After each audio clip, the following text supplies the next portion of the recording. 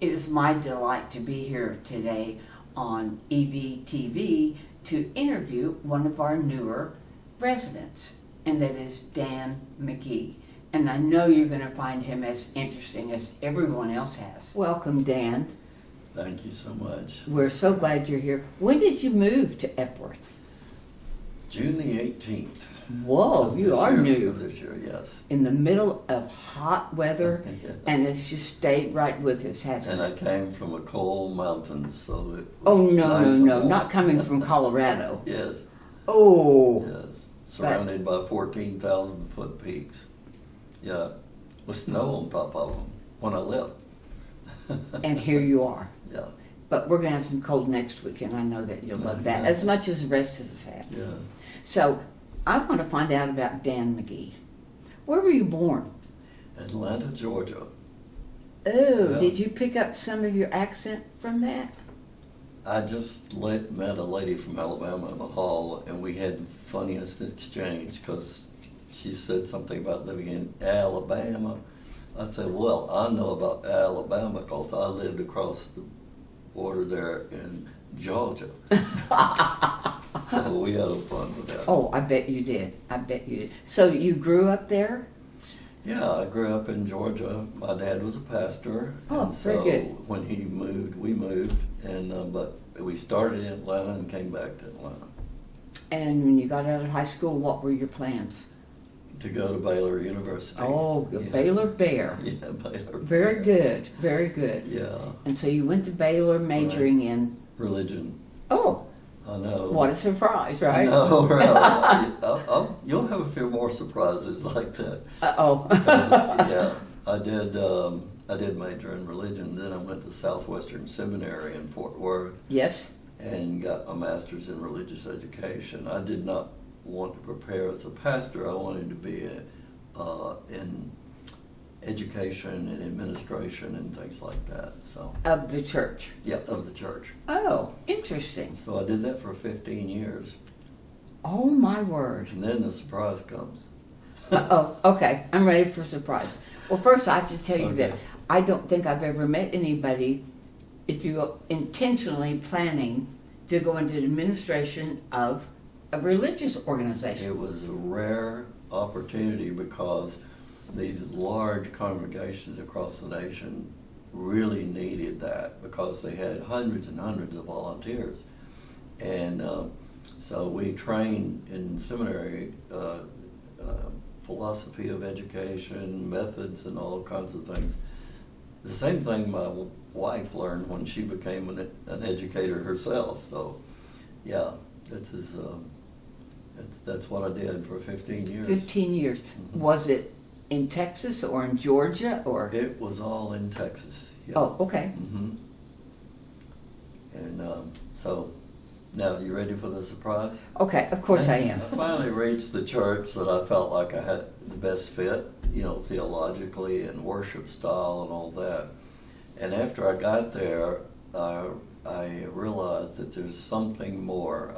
I feel this restlessness in me, and I've written some things about restlessness and how that's something that God can use to move you forward. Mm-hmm. And so I decided I wanted to go into mental health, and I wanted to be a therapist. I wanted to be a psychologist, and so I got a guy to start with me and supervise me until I got through my PhD. So I went to 2 state universities to get my PhD, but that was really, really a powerful move and decision that changed my life. What prompted you to do that? I don't know. I really don't know. Okay. I feel like I just knew that era was ending, but I didn't know exactly what I was going to do. And a psychologist friend of mine said, you're a good counselor, don't you? And I said, how would you know that? He says, because you refer people to me, and I can tell. So he agreed to go to work with me for part-time, and then we just hoped we could pay the secretary's salary after the first Let few alone months. any money for you and your So family. we borrowed a lot of money, and then it turned into a huge regional mental health organization. Yeah. Wow. 17 years. Yeah. Wow. Yeah, and he stuck with me all the way. Yeah. So obviously you didn't, I'm going to guess you didn't have any regrets. No. And I'm not one of those that was upset at the church or mad at the church or anything like that. And so I just felt like this is what I want to do. And I was having so much fun doing it. The thing was growing, and we kept hiring people. And one day we turned around and we had a corporation with 5 divisions, and we owned clinics in other cities, and we had contracts with 22 hospitals. And then we had federal contracts that we covered federal employees across 17 states. So from that little bitty place to that place that was... Thinking that something wasn't a good fit, and you found it. Yeah, I found the fit. That's right, I did. After that, and we closed it down over a conflict we had with a national corporation. They wanted to bend our ethics, and we wouldn't do it, so we just closed the company down. And pardon me, you'll show me. Yeah, I was just sitting around for a while in the wilderness, and then a university president called and said, "I want you to apply." And I said, "Well, okay, I'll apply, but you don't have a position. I've already checked." He says, "We're creating a position." So I went to Hardin-Simmons University and taught for several years and directed their graduate program in psychology. Yeah. And they had a clinic on the campus that I was also responsible for, plus carrying a full teaching load. So I was kind of busy. Wow. Yeah, but that's and just what one I of those needed. that just felt it was the right thing to do. Yes. And it's been very rewarding. And I don't mean because the thing turned into a big success. The last job I had was with Texas Baptist. That after I got through teaching at Hardin-Simmons, the CEO of the head of the Baptist General Convention of Texas, which is a huge organization, 5,600 churches, something like that. Wow. So I went to work for them for the next decade, and that was really fun because now I was working with the kind of families that I grew up in, a pastor's family.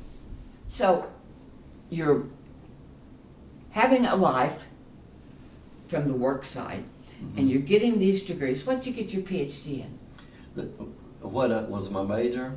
My major was marriage and family therapy, and there was only one university in the state of Texas that had that PhD. Guess what it was?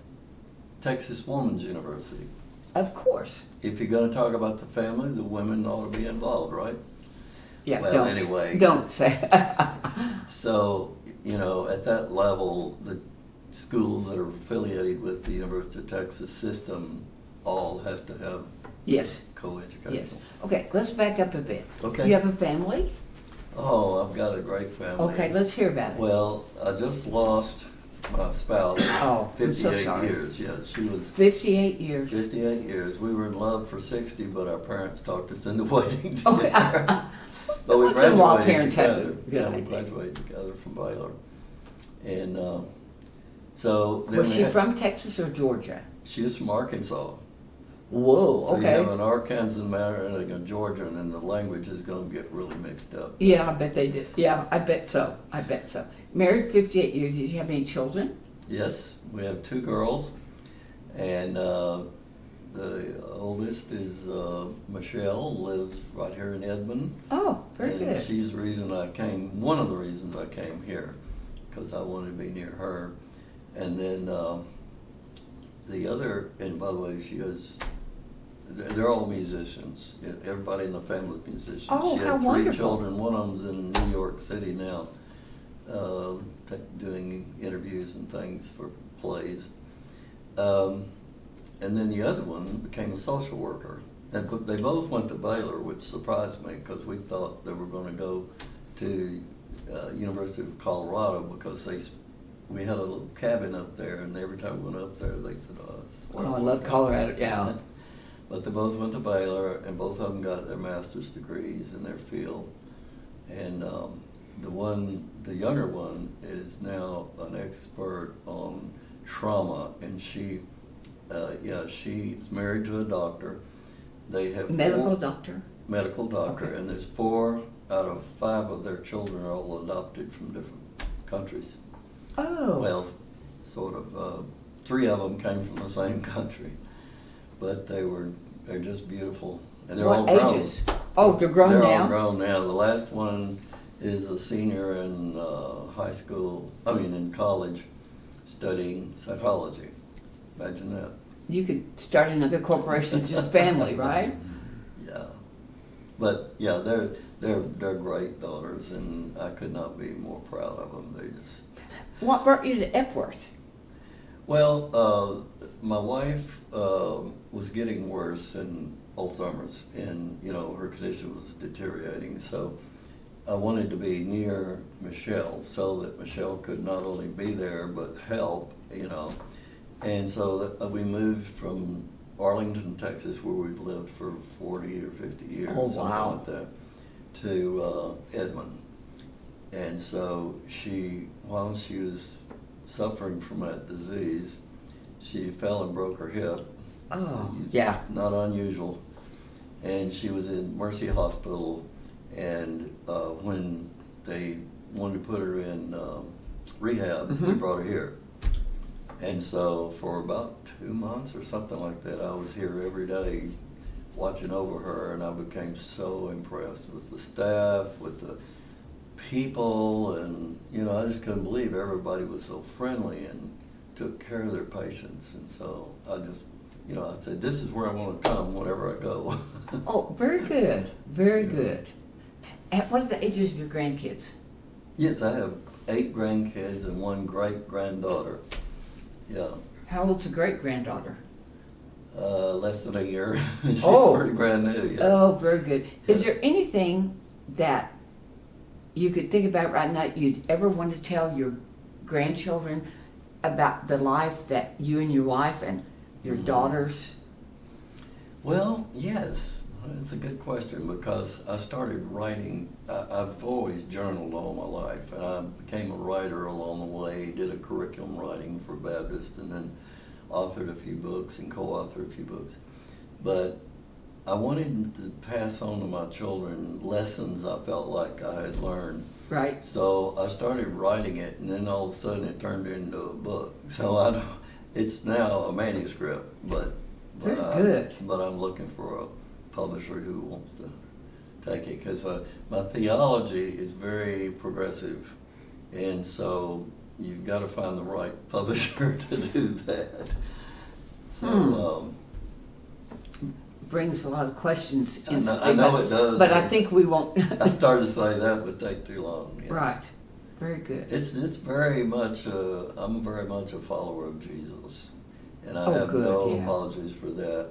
But when it comes to interpreting different things within the Bible, I've studied the history of the church, and I've studied modern scholars who've been studying the church and the early church and how it evolved. So I've learned a lot from that, and it's influenced the way I interpret the Bible.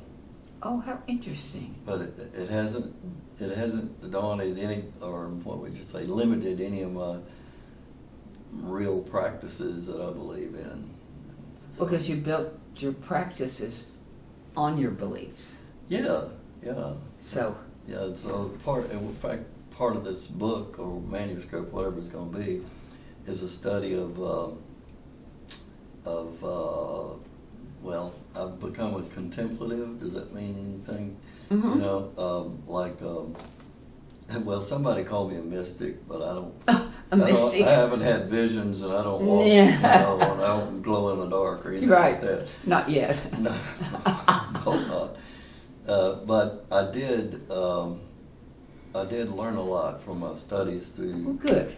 Desert Fathers and all that. Yeah. So I began to practice, and I came up with like 6 different disciplines that it takes to do this contemplative prayer and live this contemplative life. And so I do my best to do that. And, Well, good.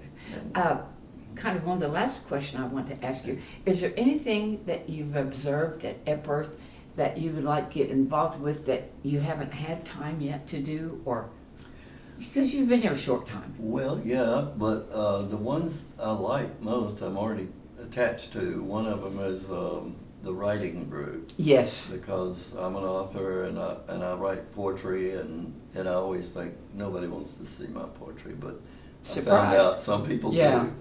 do. And then the other one is the choir. You know, I'm a little prejudiced with that. No, Yes.